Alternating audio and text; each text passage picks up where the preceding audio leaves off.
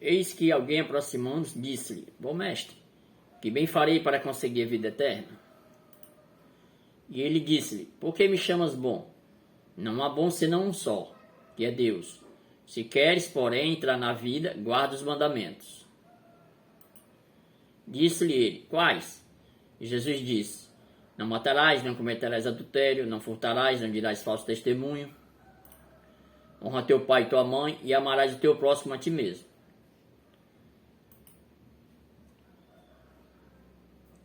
Bem, o Senhor Jesus Cristo mandou ao jovem que ele guardasse os mandamentos. Porém, se queres, porém, entrar na vida, guarda os mandamentos. Mandou guardar os mandamentos. Será que esse jovem conseguiu guardar os mandamentos? Será que nós, hoje em dia, nós conseguimos guardar os mandamentos para entrar na vida, para herdar a vida eterna? Vamos ver. E os mandamentos que fala aqui, que está a falar, são os 10 mandamentos.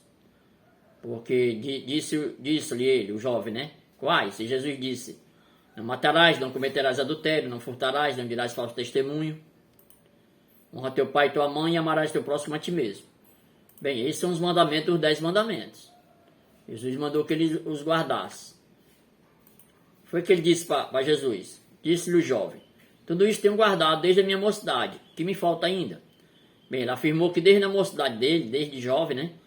Ele tinha guardado os mandamentos. Perguntou o que é que ainda faltava a ele, porque na mente dele ele já estava completinho, né? Já estava salvo. Porque estava a guardar os mandamentos, pelo menos era o que ele pensava. Disse-lhe Jesus: Se queres ser perfeito, vai, vende tudo que tens e dá aos pobres, e terás um tesouro no céu, e vem e segue-me. Jesus falou para ele, se ele quisesse ser perfeito, ele tinha que vender tudo que tinha e dar aos pobres, e só assim teria um tesouro no céu, e poderia seguir a ele. Mal foi o que aconteceu. E o jovem, ouvindo essa palavra, retirou-se triste, porque possuía muitas propriedades. O que aconteceu é que o jovem ficou triste, porque tinha muitas propriedades, e ele estava preso às riquezas. Por isso ele ficou triste. Disse então Jesus aos seus discípulos: Em verdade vos digo que é difícil entrar um rico no reino dos céus. Bem, está falando que é difícil, não é impossível. Mas vamos ver por quê. E outra vez vos digo que é mais fácil passar um cabelo pelo fundo de uma agulha do que entrar um rico no reino de Deus. Porque os ricos ficam muito apegados, né? E o pobre, quando fica rico, se apega também. Se não tiver cuidado, fica preso àquela riqueza. Então devemos ter cuidado. Os seus discípulos, ouvindo isto, admiraram-se muito, dizendo: Quem poderá, pois, salvar-se? Os discípulos ficaram admirados e perguntaram a Jesus que quem poderia, pois, salvar-se, né? Quem poderia se salvar, porque o jovem demonstrou com suas palavras que estava a cumprir os mandamentos desde a mocidade dele, mas quando Jesus falou que ele se desapegasse da riqueza e seguisse a ele, ele foi-se embora triste. Então mostrou que não estava a cumprir todos os mandamentos de Deus, porque estava preso ao dinheiro. Então o discípulo ficaram admirados e perguntaram: Quem poderá, pois, salvar-se? Vamos entender então quem é que pode se salvar. Isso não pela minha resposta, não pelo meu entendimento, mas pela resposta do Senhor Jesus. Jesus, olhando para eles, disse-lhes: Aos homens isso é impossível, mas a Deus tudo é possível. Olha, Jesus disse que a salvação para o homem é impossível. Não tem o que o homem fazer, né? O homem pode procurar de todas as maneiras, fazer o bem, guardar a lei, fazer tudo que ele quiser, ele não tem como se salvar. Porque é o que o Senhor Jesus Cristo está dizendo aqui. Aos homens isso impossível, mas a Deus tudo é possível. A salvação só nos é possível através do Senhor Deus, que Ele nos dá através da graça. Mas ao homem é impossível, não tem nada que o homem possa fazer que ele possa conseguir a salvação pelos seus méritos, pelas suas qualidades. É impossível, é o que o Senhor Jesus Cristo está a dizer. Ó. Aos homens isso impossível, mas a Deus tudo é possível. Disse-lhe o jovem: Tudo isso tenho guardado desde a minha mocidade, que me falta ainda? Bem, quando o jovem falou isso aqui, ele estava achando que estava a guardar desde a mocidade dele todos os mandamentos, tudo aquilo que o Senhor Jesus Cristo mostrou, que eram os 10 mandamentos: não matar, não roubar, não adulterar, Mas ele se esqueceu que ele estava a quebrar o primeiro mandamento, que é amar Deus sobre todas as coisas. Ele não estava a amar Deus sobre todas as coisas, porque ele estava preso ao dinheiro. Porque aqui está escrito em Mateus 6,24. Ninguém pode servir a dois senhores, pois odiará um e amará o outro, ou se dedicará a um e desprezará o outro. Vocês não podem servir a Deus e ao dinheiro.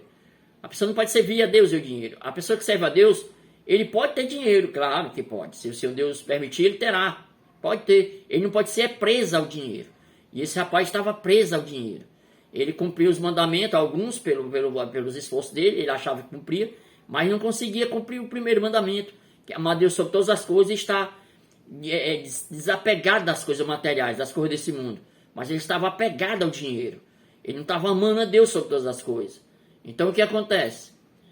Quem obedece toda a lei, Tiago 2,10, pois quem obedece a toda a lei, mas tropeça em apenas um ponto, torna-se culpado de quebrá-la inteiramente.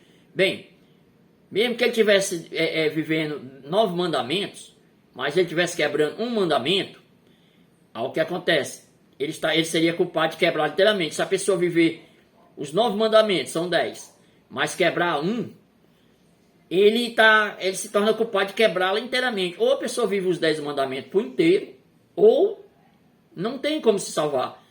Isso pela lei. Pela lei é assim. Para você se salvar pela lei, você tem que cumprir integralmente, inteiramente, toda a lei. Não pode tropeçar em nada. E qual o homem que não tropeça? Qual ser humano que não tropeça? Não está sujeito a falhas no dia a dia. Todos estamos sujeitos a falhas no nosso dia a dia. Então não tem quem consiga se salvar pelo cumprimento da lei, pelos seus esforços. Não tem quem consiga alcançar a salvação. Por isso que Jesus Cristo disse que ao homem é impossível a salvação. Porque não tem como o homem guardar os mandamentos. Por quê? Porque a salvação é o resultado, não é o resultado dos esforços de vocês. A salvação não é o resultado dos nossos esforços. Portanto, ninguém pode se orgulhar de tê-la. A salvação não é o resultado do nosso esforço. Porque se fosse, nós íamos se orgulhar, nós seres humanos. Nós somos pessoas orgulhosas. Ia passar na cara daqueles que não conseguem, que tinham conseguido. Olha, eu consegui, tu nem conseguiu.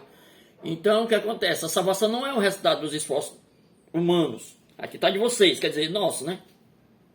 Portanto, ninguém pode se orgulhar de tê-la. A salvação, quem tem a salvação, não pode se orgulhar de tê-la. Por quê? Porque nós recebemos a salvação pela graça. Pela graça sois salvos, por meio da fé. Isto não vem de vós, é dom de Deus. Nós recebemos a salvação mediante o dom de Deus, pela graça, mediante o que Cristo fez na cruz do Calvário, quando nós cremos, porque é pela fé. Então não tem como nós nos orgulharmos. Então o que acontece? Não é pelo cumprimento da lei, porque pela lei é impossível.